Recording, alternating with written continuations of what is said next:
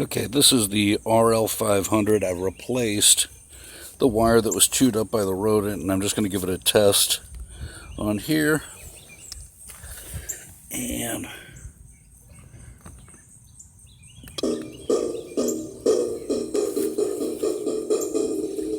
so far so good.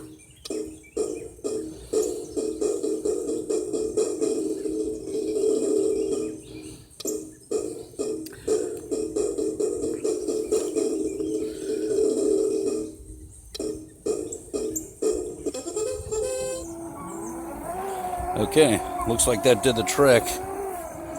It's now maneuvering out to the edge on here. We're going to cancel this though, because all I really wanted to do was see if we could get it. The grass is a little bit too wet now to cut. Okay, so we've stopped it, and it was a successful repair, and I was able to do that for about $10.